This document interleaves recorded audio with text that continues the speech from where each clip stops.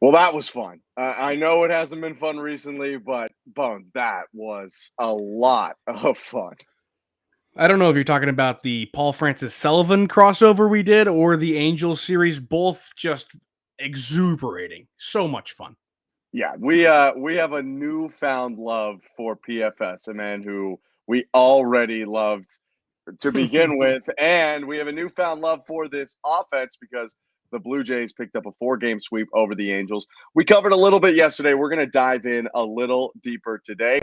There's also a very important home series against the White Sox starting today. We will do our Monday scaries. We haven't had a Monday off day in a little bit. So Monday scaries, and then it's a Kevin Gossman start. We did it last time. We'll do it again. Over unders for him and some other stuff with the game. It's Locked On Blue Jays. It starts right now. You are Locked On Blue Jays, your daily Toronto Blue Jays podcast. Part of the Locked On Podcast Network, your team every day.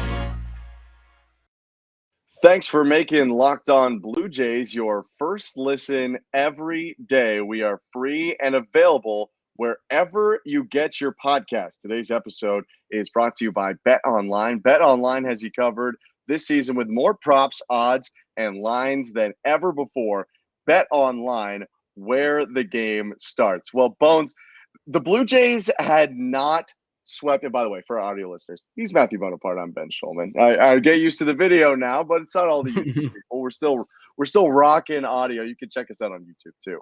But Bones, I wouldn't have bet on the fact that after the Jays did not pick up a sweep for the first 14 series of the season, their longest such streak of not getting a sweep since 2016, they sweep the Angels in a four-game road set, just torpedo the Angels spot in the West right now. The Blue Jays are rocking, and I want to know, what's your biggest takeaway from that four-game sweep? Well, before I give you that, I will say that this sweep was unexpected to say the least. I mean, the Angels were playing really, really well coming into this series. Of course, Otani and Trout are playing really great baseball, but Taylor Ward was the best hitter in the game coming into this series. He was hitting 370 and led the league in on base percentage, slugging, and OPS coming into this series, and not only AL but the MLB. So this was a team that alongside those three great hitters had a pretty solid lineup outside of them and had a great pitching staff. So neither you or I think, came into this series thinking they'd get the sweep. But hey, they do it. And if you want to look for my MVP, go no further than Lourdes Gurriel Jr., who I miss. I typoed his name as Ludes on Twitter the other day, and I thought it was kind of funny. Maybe it's a nickname going forward. Ludus. But Ludes was fantastic. The dude hit 385 in the series. And how about raising his average from 221 to 238 and six RBIs? I mean, the guy was nuts. Sure, five of those come in the final game, but the dude was incredible. Lourdes Gurriel Jr. helps them to at least a couple of those wins, and without him, they don't win them. He's fantastic. No, I totally agree. I mean, especially that last game, but you could argue the second game too. He gets credited for one RBI, but he hit the single before the Juan Lagares error that Alejandro Kirk scores on. So it kind of like a pseudo RBI there for Lourdes as well. He's such a boost to the lineup. When you get him going, like Charlie said it a couple days ago, when you get some of the lower level guys or just anyone starts to get hot, they just need one guy to get hot, it feeds off and another guy gets hot. I actually think Danny Jansen might have started this trend, but Lourdes started it this series. And then everyone's feeding off him, including my MVP, who's gone absolutely nuts in the month of May after a dreadful April. Bo Bichette's back, ladies and gentlemen. He's got an 840 OPS in May, and it was capped off by the series where he hit four extra base hits in four games, including that ninth inning or eighth inning, pardon me, 10-10 tying solo home run to dead center field. The Blue Jays, honestly, I thought they were dead in the water. After coming all the way back from 9-6, Max Stassi hits the homer, and Bo just cranks it to center field to help the Jays tie it up. I don't think they can win this series. Really, I mean, I definitely don't think they could sweep it, but I don't think they could win this series without the contributions of Bo Bichette at the plate. He was awesome. Yeah, I think you could say that about a couple of guys, especially Bo, who hit that really clutch home run in the Sunday game and played a really solid series as well. How about storylines, Ben? I'll give you mine real quick. I'm going to just have to say that we're back. And that meaning the offense. And these are the guys, I'm not talking about the guys who have been hitting like the Santiago Espinals of the world, even though he kind of slumped in this series. I'm talking about the guys who have not been there, and you've heard their name being called in this podcast many times.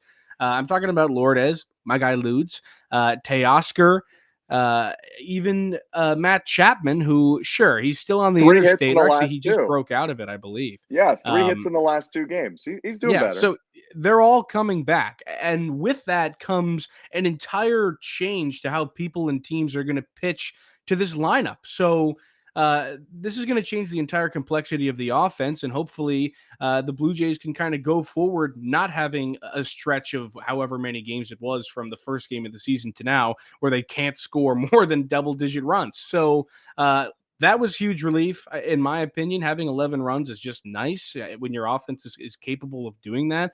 You're never really out of a game. So the offense is back is my big storyline here, Ben.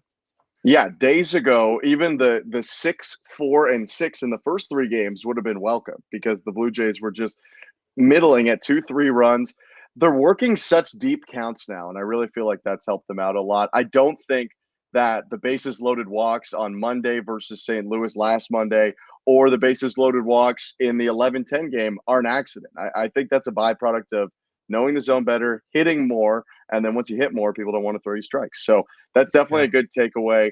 My takeaway, which I think helped the offense get going, is that this was the Charlie Montoya masterpiece. I know there are 2 moves that people are mad about. I'm going Controversial to move here. address those in a second. First of all, though, go back to game 2.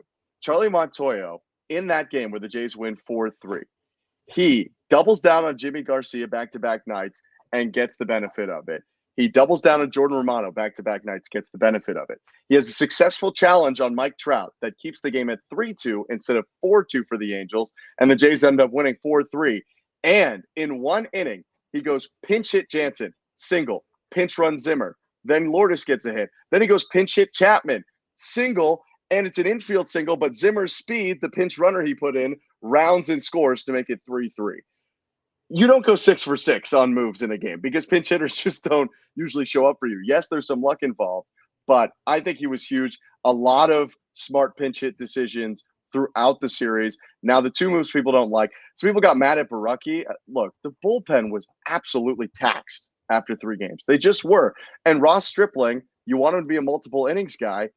You can't warm him up in a pinch. That's not how a multiple innings guy works. He needs to have his time to get ready, and they needed to get Barrios out of the game. They had to go with Baraki in that spot. It's more an indictment of the injuries and probably the need for one more reliever in that pen anyway. And then the one that people also are now looking back on, Jordan Romano coming in a 3rd straight day. I get it, but this was kind of like a playoff series. The Jays really wanted to go there and grab as many wins as they could from a contending team on the road. They had a great shot to win that game. Yes, he goes to Romano. It doesn't totally work out, but I give him credit for pulling the plug and going with Stripling when he needed to. I thought Charlie was, people talk about like a Buck Showalter or Kevin Cash or some of those guys where you could tangibly see how the manager is impacting winning. I thought Charlie many times had a direct impact other than setting the lineup and traditional bullpen usage on winning these games in Anaheim. Yeah, I think there's definitely merit to that. And on the Baraki case, sure, he pitched terribly, but he also took a gamble on leaving him in to face Shohei Ohtani after he'd given up so many runs. And I was honestly sitting on the edge of my seat too, going, I don't know about this one, Chuck. But it worked out, and he got Ohtani to strike out. And I was like, all right. And then he went to Stripling, and it worked out. So was Baraki terrible? Sure. But did he have another option? No. And like you said, Ben, you can't just tell Stripling to go out there on a whim, on a moment's notice. So respect to Charlie certainly for this series, because I don't think that they necessarily win all 4 of those games without some of the decisions and challenges that he made. So yeah, I think you're absolutely have a lot of merit there, and that's totally valid. Yeah, he was working with a tired bullpen and maybe a bullpen that would benefit from a little bit of athletic greens. Our next partner has a product I use literally every day. I started taking AG1 because look, I'm working that minor league baseball grind. It's getting tiring. I got to get up in the morning. I got to go. We got to get on a bus to Midland, Michigan, or we got to go to Appleton, Wisconsin. I need that energy, and I need a way to stay healthy and feeling good while I'm doing it. If you're wondering, what is this stuff? What is Athletic Greens, or what's AG1? When you get one scoop of AG1, you're absorbing 75 high quality vitamins, minerals, whole food source superfoods, probiotics, and adaptogens. What's your favorite vitamin, Bones? D. D is also my favorite vitamin. Correct answer. And look, that's why you want to consume vitamins like vitamin D. It's lifestyle friendly, whether you eat keto, paleo, vegan, dairy free, or gluten free, like Locked On Syracuse host Brad Klein. It contains less than 1 gram of sugar, no GMOs, no nasty chemicals or artificial anything, while still tasting good. Athletic Greens was created when the founder experienced a ton of gut health issues, not unlike Blue Jays closer Jordan Romano recently, and ended up on a complicated supplement routine to recover. It cost him over $100 a day. He created Athletic Greens after experiencing how difficult it was to create an optimal nutrition routine of your own. To make it easy for you to get involved, Athletic Greens is going to give you a free 1-year supply of immune supporting vitamin D and 5 free travel packs with your first purchase. All you have to do is visit athleticgreens.com/MLB network. Again, that is athleticgreens.com/MLB network to take ownership over your health and pick up the ultimate daily nutritional insurance. All right, Bones, that series in the rearview mirror. Yeah, and thank you for making Locked On Blue Jays your first listen. For your next listen, check out the Locked On Now podcast, recaps of MLB games with analysis from our local experts, taking fans through the season like no other network. Free and available wherever you may get your podcast. Shout out if you're listening to this on Stitcher. I doubt a lot of people do, but hey, we appreciate you, and maybe check out the YouTube so you can see our faces. All right, Ben. It is time for a rare version of our Scaries series. Usually they fall either on a Sunday. We do Sunday Scaries, which is a common phrase among young people. And then you also have Thursday Scaries because sometimes it's on a Thursday and there's no clever thing about that. But today's Monday Scaries, Ben, you have a thing to say? Yeah, I think we should rename it Manic Mondays for today. All right, this is Manic Monday. Shout out the Bangles, the band that made that song. So this is our Manic Monday, Ben. The Jays have a team coming up in the Chicago White Sox that have been like brutally disappointing for White Sox fans because people kind of came into this season, myself included, and I'm sure a lot of the people listening to this probably also came into this season thinking that they had the NL or the AL Central wrapped up. There really wasn't another team coming into the year that was all that menacing. Sure, Minnesota got Carlos Correa and Sonny Gray, but were they really going to be good? Yeah, they're kind of good. Are they going to win a playoff game? I'd say no. But listen, Chicago, they kind of dropped the ball here, fumbled the bag, if you will. And now the Blue Jays are going to host them. And I think that this is a great series for Toronto because you kind of just get to beat up on a team that's kind of down right now. Who is your Thursday scary, or would you like to start with your hype train, Benjamin? I'll go scary. I'm going to take the obvious answer if that's okay. Go ahead, man. I'm going to take one of my favorite players in all of Major League Baseball. And if he's not one of your favorite players, it's probably just because you're not watching him enough. It's shortstop Tim Anderson. I mean, this guy is an absolute dude. He's hitting 356 this year with a team leading 58 hits. He's got a ton of pop. And maybe Toronto fans might like him because in the Field of Dreams game, not only did he walk off the Yankees, but he pulled a little retro Vince Carter, "It's over, ladies and gentlemen," as he was walking down the first base line. Tim Anderson is a lot of the time, outside of the pitching, I think, the reason you're going to lose to the White Sox if you lose, because he's going to play really solid defense at short, and he's going to back that up with batting title level offense at the 1-2 spot in the lineup. So Tim Anderson, Very, very scary. And he's making me manic on this Monday. I hate to break this to you, but Tim Anderson did just hit the IL. I'm picking a new Manic Monday. A little locked in on the Angels series for people following my Twitter. All right, and we move on to Lucas Giolito, the starter for the first game. Lucas Giolito is absolutely nasty. Hey, if you're going to lose a series to the White Sox, it's going to be because of Lucas Giolito. In all seriousness, he's dynamite. He's like I consider Lucas Giolito to be like a legit ace level pitcher. He started the year hurt. So, it's still, a little bit of early year stuff for him. But, he's got 51 strikeouts to 15 walks, and that's 51 Ks in fewer than 38 innings. So, for everyone who's not on the IL and actually in, the lineup or on the roster right now, I would say Lucas Giolito is arguably the scariest. Yeah, I mean, you got killed with timing there. It was literally like I think it was yesterday. Was it? That's carted so off the field or something with a That's groin so injury. brutal. I was a little bit helped down on off, the not rest of the majors over the last weekend. I'm going to take an unorthodox pick, mostly because I just think this dude's a dog. Jake Berger is my pick here. The White Sox third baseman. You can find him on Twitter or Instagram at Bergatron13. That's kind of what pulled me towards this man. Also, he's kind of been raking recently. A homer against Boston in their last series. He's got a couple RBI here and there. He actually has 6 RBI in his last 4 games. So the dude's kind of hitting right now. Is he a superstar? No. Does he go out there and get the job done like a Bergatron does? Absolutely. And I'm going to take Bergatron as my Manic Monday.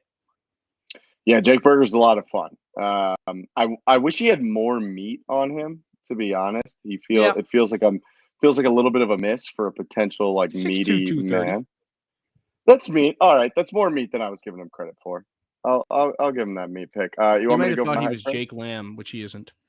Go ahead. Jake Lamb's definitely not meaty. Jake Lamb could use a little lamb. But all right, I'll move on to my next one. That's brutal for me.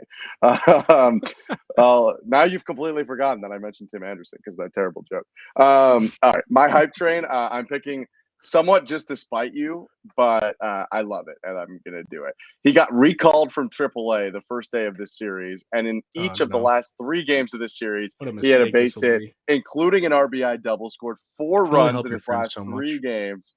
Kevin Biggio is back, baby, and I am all into it. The Jays need that left-handed bat. They moved him up to the 6th spot in that 11-10 game.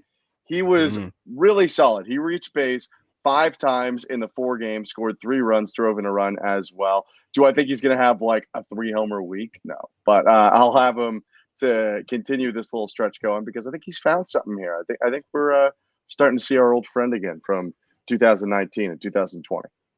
Yeah, maybe he'll get his OPS above 500. All right, my hype train this week. Last week I picked Santiago Espinal, and I think it might have been a curse because the dude just was terrible. Not good. I will say, though, my scary worked out last week. Taylor Ward hit a dong in that game on Sunday, so that was kind of big for me. I'm going to go back to my roots here, and I'm going to pick the boy Rymel. I mean, Rymel was swinging the bat like a king in Los Angeles. Maybe he just got a whiff of the really warm air, the arid landscape, and was like, I'm just going to start swinging out of my shoes. And he did. And it might not have been the best choice because he did swing and miss hugely right before he had an RBI single. And I was like, Rymel, I don't know who told you that you have to swing out of your shoes right here, but it's not the game plan. Just a base knock. And he listened. The next pitch, bada bing, right up the middle, RBI. Love that from my boy Tapia. I'm going to go Tapia here. I think he returns home. The fans are like, I remember that guy. He just played really well in Anaheim, and he gets a little fan support behind him. The warm weather has come to Toronto, so he's loving that. Rymel Tapia, expect him to go off this series against Chicago. You got anything else to think, Ben? I got Mr. Italian here. It's a bobblehead for the audio audience because that's our homie Noodles right there. And I'm hyped about Noodles being your hype train. So I'm into that. No, I think that's a good pick. Rymel being good was massive for the offense. And it seems like his swing, when he wasn't swinging and missing out of his shoes, when he was actually squaring up the ball, was a little bit more compact, a little bit more about hitting it on the ground. And I think Jays fans are begging him to hit it on the ground. He'll get infield singles, and he'll find ground balls that sneak through. So, yeah, that's a good one. The audio listeners will have an ad here, but for visuals on YouTube, take it away, Ben. Thank you very much. All right, it's time for over-unders once again. Did you go 3 for 3 last time? I think I went 2 for 3. Does that mean I went 0 for 3? Because I thought I did bad. You went 1 for 3. Okay, so basically I make some fake betting lines based on a Kevin Gausman start again. Interesting. And that's not totally what it's going to be about. That wasn't totally how we planned it. Just kind of worked out. But I'll give 3 different over-unders, and we'll give our opinions on it. If they're going to land over or under. I'm going to do the basic one. Kevin Gausman, I'm going to say over under 6 2/3 innings. So you could push technically, but if it pushes, we both win. I could see, this is what I could see. I could see him deal for 5 innings, but like be at 92 pitches. And then they're like, let's use our bullpen like we shouldn't. And that's what Charlie ends up doing. I would like to say that he wants to rest the bullpen because the Anaheim series was so taxing on it. So I'm like tempted to say he's going to go 7, and he didn't in his last start. So there's also that. So he probably wants to go 7. So screw it. I'll give the over here. I say he goes 7 at least. Yeah, you basically like turned the corner into where I was going to go, which is over 7. Also, no Tim Anderson, which I obviously knew this whole time. So that severely weakens an already mediocre White Sox offense. So I think that's pretty big. I would say that it's not that difficult for Gausman to get to 7. I think he could do it. But the question is, because when he went deep last time, the strikeouts weren't that high, and that was one of the places where I got burned a little bit. I'm going to say, I think it was 7.5 I put it at last time. I'm going to say 5.5 strikeout. That's better line. That's too low. 6.5. 6.5 strikeouts. It's a great line, man. I'll take the under. I probably have like 5. Okay. I'm gonna double down. I said he was gonna get a lot of strikeouts last time. Didn't happen. I think he does get them this time because I'm picking him to go 7 innings. I think he could get 7 strikeouts in this game. A couple big swingers on that White Sox team. A couple dangerous guys, but I think he could definitely get around them. I might extend a little past 3 over-unders. We'll see. We'll see what I can pull out. But awakening for the Blue Jays offense, 6-4, 6-11. Hopefully they can take that home. Do they, is the question here in game 1 of the series. 5.5 runs over under. Who pitches game 1 for Chicago? That's hugely important. Believe it's Lucas Giolito. I'll confirm for you right now as you're. Well, if it is Lucas Giolito, I'm tempted to not take the over there because, as Ben's Manic Monday suggests, that guy is electric. He is straight electricity. You put in a bottle, you get Lucas Giolito. It is Lucas Giolito. Yeah, I'm gonna give the under there because I actually think he's gonna be filth. But I could see, this is what I'll see as well. I'm giving you a lot of Bone Stradamus today. Giolito's got that nasty circle change that I love. I think it's one of the best pitches in baseball. I think he's striking out a lot of guys with that. I think it's going to be one of those games where the Jays get mowed down a lot by him, but at some point they get a couple guys on and somebody just hits a nuke and they get 3 runs on the board, and hopefully Gausman can keep it to 1 or 2 and they win that way. So I'm going to say the under here. Okay. I get it. I'm going to go with the over just because a lot of guys are afraid to throw the changeups to the guys the same side as them. So like a right on right change or a left on left, because unless you really locate it, if you miss a little bit, it breaks into like the low and in spot, which is kind of a power zone. So yeah. I'm not so sure that Giolito. He's got the slider too, though. He does have the slider, and that's what he's going to try and use, I think, most of the time on the right-handed hitters. But I think the potential of either his changeup being, kind of a bull and matador situation with like Vladdy, Springer, Teoscar, Bo, even Chapman, some of these other Jansen, some of the power hitters, and then or the potential that's just taken away from him. I think the Jays could really get him, regardless of whether they go 5.5 hits or not. I will put George Springer's hit line at 1.5. What do you think he does? He's one of the hottest Blue Jays right now. Well, the game goes two ways, right?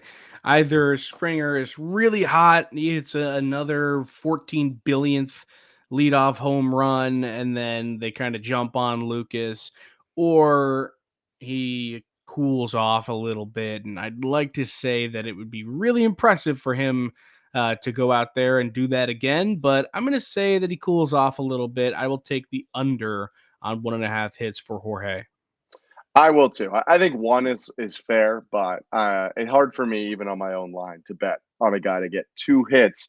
But we will see. The Blue Jays are playing tonight. We're recording Monday to pull back the curtain, but you're listening to it on Tuesday, the start of a 3-game series. And we should let you know by the end of the series, if you were a listener a couple weeks ago, we set kind of a 20-game frame where we picked out how many games we thought the Jays would win.